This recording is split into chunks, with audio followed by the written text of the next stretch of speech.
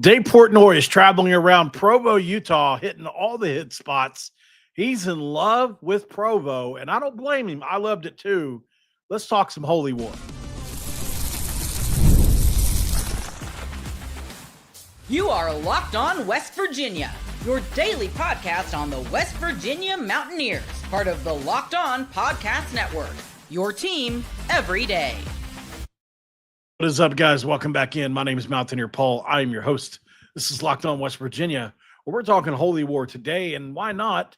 As we are one day away, we just did the UCF West Virginia game a little earlier, and I thought I have a little bit more time tonight. No problem at all for me to talk a little bit of Holy War, and I wanted to start with Dave Portnoy, as some of the things he had to say today just cracking me up, man. And honestly, some of the reviews he's giving as well, really cool. So it's funny to have been there and seeing him hit some of these spots up. But let's go over to his X account and look at a couple of these places really quick. As you know, he's one of those guys you either like or you don't, right? Here he is at the bookstore at BYU. There's where Big Noon is, right there in the stadium parking lot, which is an amazing view.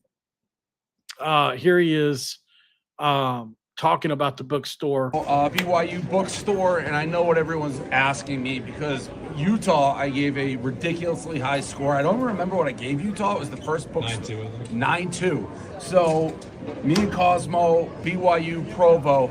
First thoughts on the bookstore, which I've told, they got dinged a point because parking was impossible. We had to illegally park. There was nowhere to do it. So we're walking in. It was also hard to find. It's like in the middle of the student union and all that. So it started. Let's get towards the end of this, though. They have a lot less going on. So that's why they get a lot more going on in the store. Yeah. Regardless, if Utah's bookstore is a 9.2, this is going to be close to a 9.6. So the Utah bookstore beats out the or the Provo bookstore, BYU bookstore beats out the Utah bookstore. Then he was given something called the Elder Portnoy Church of BYU football, which is kind of funny. Then he went to the Creamery on 9th, which I was lucky enough to go to. He also went to Swig, which if you're not familiar with Swig, it's dirty soda. It's basically just different sodas mixed. But here's the review on that. He seems like he had some kind of – the person must not – he's wearing all BYU gear, right? So they probably had no clue that he needed like the mixture and gave him Coke only. Alarm's just going to go off. Going to have to deal with it. Anyways, there's a 20-minute line to get this thing. Again, middle of the day. It's like 2 o'clock on a Friday, and there was a 20-minute line to get a Swig through the drive-through. So I ordered, they said, just get the dirty soda. So the lady comes by, the girl comes by. I said, I will do a dirty soda. She goes, what's your base? I'm like, what do you mean? Just pick a thing. So I said, Coke. And then that's all I said. So there's a chance that it's just a Coca-Cola, which would be kind of a lot of time to wait for 20 minutes. But here we go. One sip. Everyone knows the rules. Swig. The home of the dirty soda.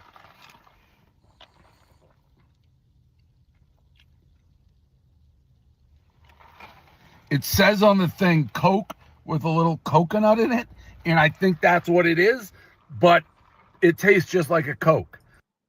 So he went to Swig and somehow just got a Coke, which is crazy, man, because I went to Swig. It was really good. Here's at the Creamery on 9th. I was told that the bookstore He loved this place. 9-4 ice cream. This is great ice cream.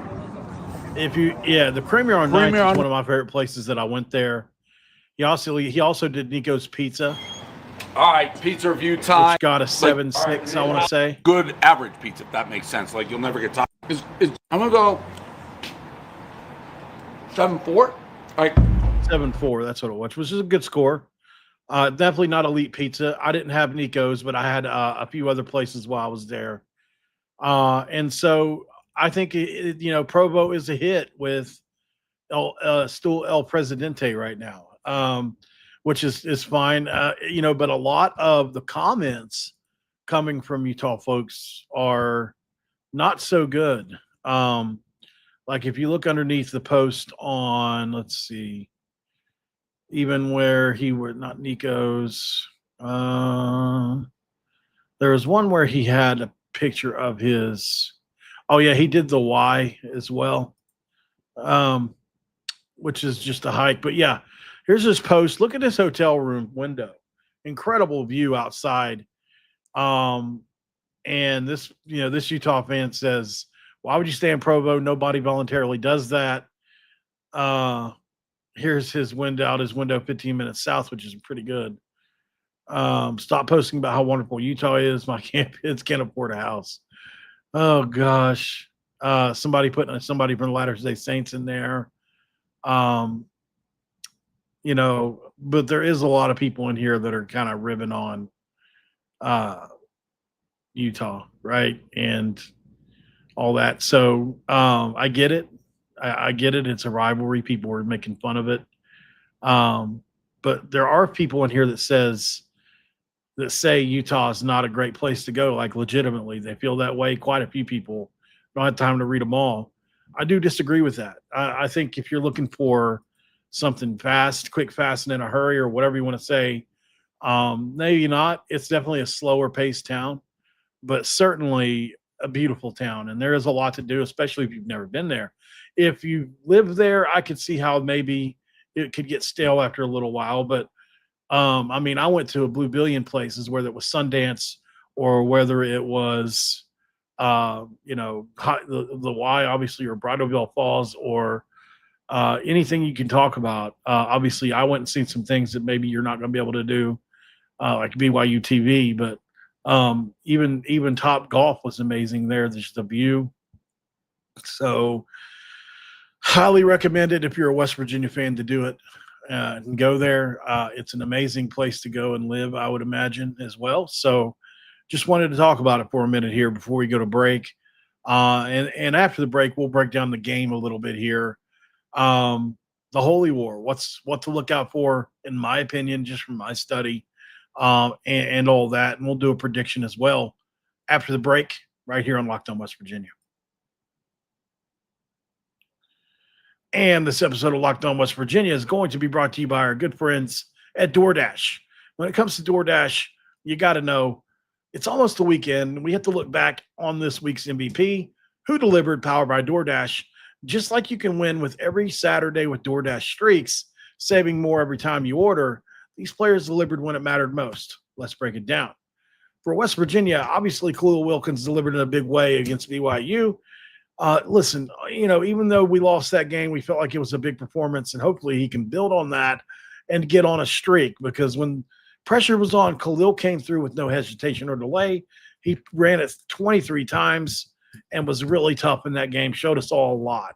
So if you've been watching him, it looks like he may be legitimate and could go on a streak. And just like he did that for West Virginia, DoorDash delivers on your Saturdays with DoorDash Streaks. You can save on every Saturday you order, stack it up all season, and you can save up to $250, including $100 in DoorDash credits. If you order the Saturday, keep the streak alive and fuel your game day only with DoorDash, where the terms apply. Promo code through 11/18.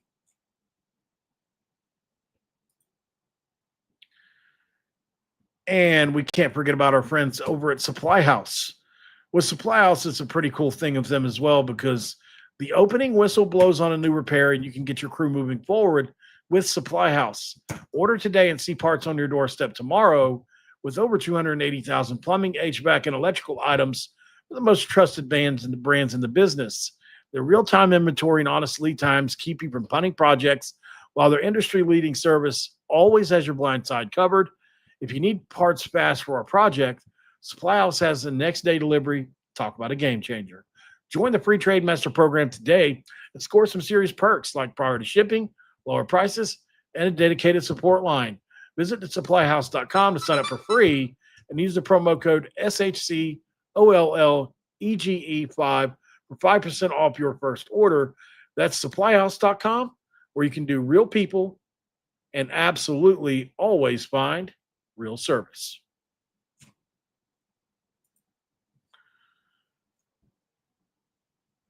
Welcome into segment 2. Hey, let's crack a do. Of course, as we love to crack a do on the show here. So we're going to crack a Diet Dew. Of course, we've shifted to the Diet Dew, so that's what we're doing now. Guys, this is a game I think a lot of people are looking forward to, and I understand why that is. So I want to see who is number 2 in the league. I think that's a big question a lot of people have. I think this game will go a long way to answering that. Utah's favored in the game, and I think that's probably fair based on some of the data, even though BYU is undefeated. So the injury report is out for the game as well. Both teams have quite a few players out. Both teams have 6, 7, 8 players out of the game. I do think BYU has some probably a little few more impactful ones, but so does Utah. And if you look at Utah's injury report, Robert Evans, Nate Ritchie, Dadrian Zipper, Hunter Andrews, Josh Sovereign, Paul Fitzgerald, Isaiah Garcia, and Grady Mareko. So, in Utah's situation, Nate Ritchie's a big one, obviously. Rabbit Evans is kind of a big one. A lot of these guys are depth pieces, but still, makes them no less important. I'm just saying, they're not quite starters like Josh Kelly or Jack Kelly or Tommy Prasis or something like that. So anyways, in this game for BYU, JoJo Phillips is out, who is a key receiver. Tommy Prasis is out of the game, or Prasis, keep saying it wrong, who is the nickel safety. Sione Moa is out of this game at running back. Marcus McKenzie out at corner. Brian Strother's out of the game, linebacker. Raider DeMooney is a big one, out for this game at safety. Or he's doubtful. Apologies. Anisi Purcell, defensive tackle. They say he's probably got a 75% chance to return, which is a big, because they're going to need him in this game. And obviously Jack Kelly, which is the big one, right? So I think the secondary is probably thin now with Prasis and DeMooney being out. So we'll probably look at Beasley and Cabea, with obviously Isaiah Glasker on the edge, hopefully available. That way that they can get some pressure, because secondary could be something to look at this week for BYU. On offense, obviously, if you're going to look at Utah, obviously it starts with Devin Dampier, dual threat, absolute stud, 71.5% of his passes completed this year, 1,100 yards, 11 touchdowns. He's leading the Big 12 in completion percentage, guys. I would have never thought that based on some of the stuff he did last year. He's also got 5 touchdowns on the ground and 400 rushing yards. So he's on pace to have not just a big season, but a huge season. He's shown real great poise in the pocket at times this year. And there's a reason they are first nationally at 63.4% conversion rate. So we'll see what happens on the offensive side of the ball for Utah whenever, they're on there, because obviously there is a lack of pass rush for BYU happening right now. Is he going to have all day to throw it? Is he going to be able to run it at will? These are questions we don't know the answers to. Spencer Fano, obviously one of the best offensive line prospects in the country, not allowing much pressure at all. He's going to be key in this game, and probably will go against guys like Kelly and Glasker too on the edge at times. When you're looking at Utah on defense, obviously it starts with Lander Barton and John Henry Daly, who is the national leader in sacks with 33 tackles. He's got a great havoc rate, 20.8% pressure rate as well. Lander Barton is a run stuffer in the middle of that defense, 15 TFLs on the season. Great gap discipline when you watch him on tape, and he's going to make a big impact in the game. For BYU, everybody knows Bear Bachmeier is a true freshman. He's shown a little bit of that freshman nature here of recent, throwing some picks in some games, different things like that. So we'll continue to see what happens there with him, but certainly is somebody you need to watch. to see how he performs in this environment. It's going to be at home. And the last time he was at home, he performed really well. LJ Martin, probably one of the best all-around players in this game. He is a machine on the ground, explosive potential. Obviously, he's not an elite speed guy, but he's got really good speed. And Utah's got they're 99th in explosive run defense. In other words, they can be hit from some explosives from time to time. Isaiah Glasker on the edge is obviously pretty self-explanatory. He does it all. He's got 6 TFLs, 2 sacks, 2 picks, 18 tackles. He's got a 21.1% pressure rate, and he's also got coverage skills. And then Jack Kelly is the returning sack leader, and his availability should boost BYU's 9th-ranked explosive play rate allowed, which is already just insanely good. Can they emulate what Texas Tech did and have third down success against Utah? It's one of the big questions of this game. Texas Tech was great on third down versus Utah, and outside of that game, Utah's dominated everybody else on third down. So can Texas Tech be emulated as far as that at BYU goes? I'll be really, really, watching intently to see if they can, because that's going to be a key to the game, obviously. Let's go to break. I think what we'll do next is we'll look at 5 keys for each team, and then we'll bounce out of here, guys, right after the break on Locked On West Virginia. And this episode of Locked On West Virginia is going to be brought to you by our friends at Rugiet. Look, with Rugiet, it's one thing or another, but I have to say, if you want to get ready with Rugiet and go long, here's what you do. What do you get when you have a bald eagle standing on top of a silverback gorilla riding a T-Rex? I know, sounds crazy. It's confidence, pure confidence. If you're looking for something beyond the usual pill, it's time to meet Rugiet Go Long. You probably heard of Viagra, Cialis, maybe even tried them. If you're looking for something beyond that usual pill, this is where you go. That's where Rugiet Go Long comes in. It's not just another ED pill. It's a total game changer for confidence. Go Long combines 2 doctor-trusted medications in one dual-action formula so you can get hard and go the distance. Get ready to level up your confidence in the bedroom. Are you ready? Because you can head to rugiet.com and use promo code LOCKEDONCollege for 15% off your first order. That's rugiet.com, promo code LOCKEDONCollege. Just make sure you use our code so they know that we sent you. And, of course, our friends at FanDuel say hello, and why wouldn't they? It's that time of year, and NFL season is here as FanDuel has an offer you don't want to miss. Right now, new customers can bet $5. It'll make you holler and get $300 in bonus bets. That's if you win that first $5 bet. That's right. Pick a bet, put down $5, and if you hit, that's $300 in bonus bets to use across the app. Pretty big stuff. It makes watching football even more exciting when you got something a little action riding on the line, no doubt. Whether you're a casual fan or love just diving into the stats, FanDuel makes the game day experience so much better, in my opinion. So what are you waiting for? Download the FanDuel app today, and you too can get started. All right, guys, we are back here in segment 3 for Locked On West Virginia.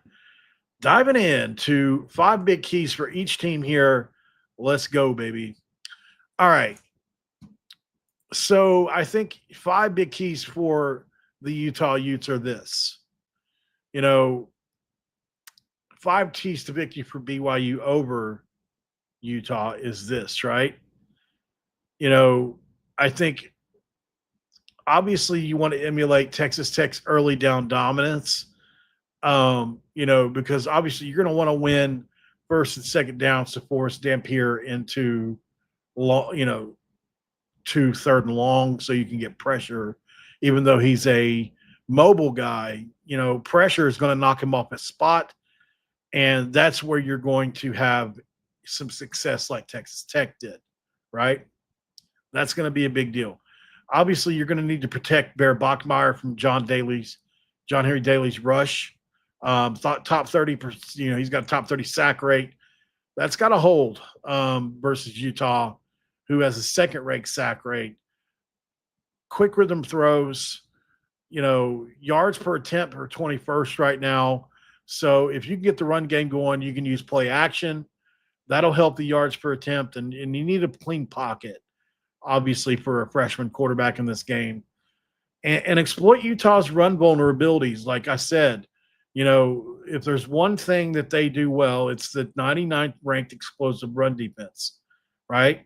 So you can do it. You can probably get 150 plus yards on the ground in this game, which will give you some abilities down the field to hit really good receivers like Chase Roberts and company. So I think you need to leverage the home crowd for defensive stops. LaBelle Elber Stadium is loud, and Jay Hill's unit is going to only improve in front of the loud stadium like this.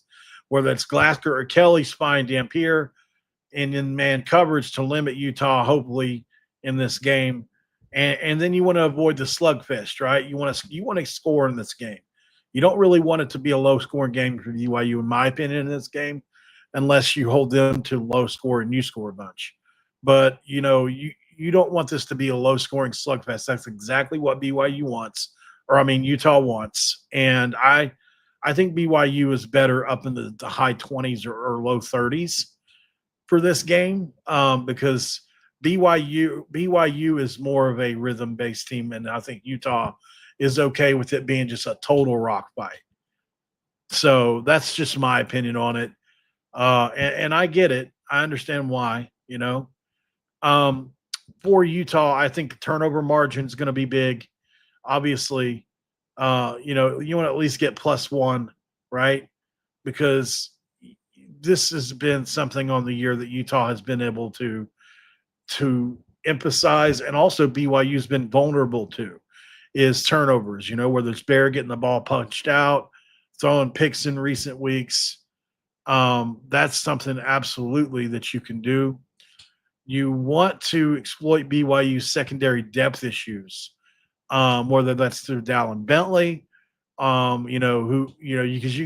BYU's got depleted nickel and safety spots, and Dampier's at a 72.6 completions percentage. So, he could have 250 plus yards if those things hold true. You have to neutralize BYU's run game early. You want to make sure it's early if you're Utah. You're going to stack the box, probably use man coverage and try to make the youngster beat you.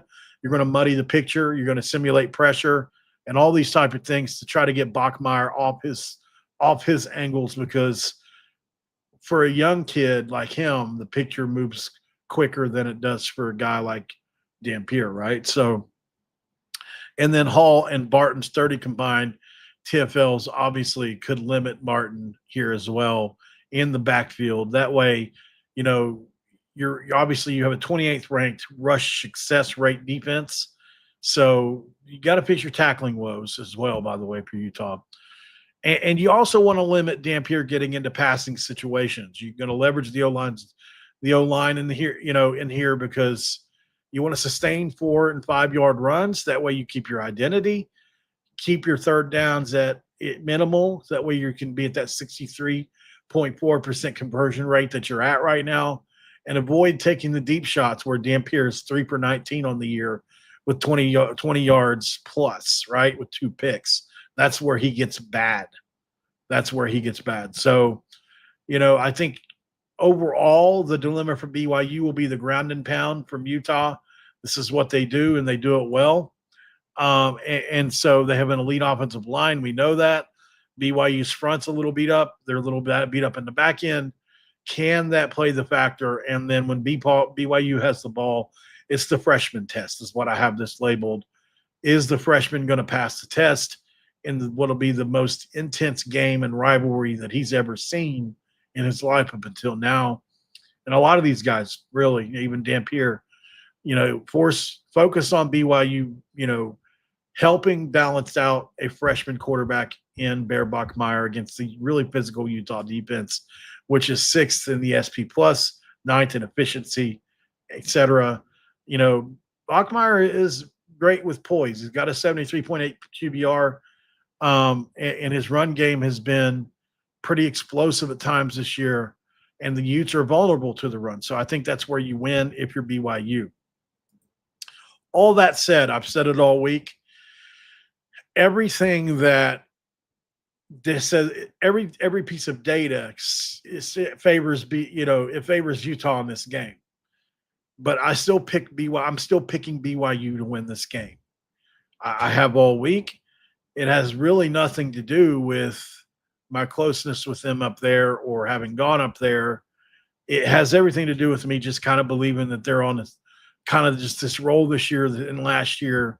I like what Kalani's got going on in town, and I love that stadium atmosphere to push them over the edge in what's basically a toss-up game anyway. And I think BYU gets this thing done probably late game, but it's going to be like a 27-24 or 30-27 type deal. It's going to be close unless there's a bunch of turnovers on one side or the other where a team can get out of here and get away from somebody. But that's my story, and I'm sticking to it. Hopefully you liked it. If you're new around here, subscribe to the channel, guys. I would appreciate it. Like the video, and I'll see you guys on the next one. Don't forget, we're live every day, 7 days a week, multiple times a day, and happy to do it. Until then, guys, we'll see you on the next one. Don't forget to cue those country roads, and good night.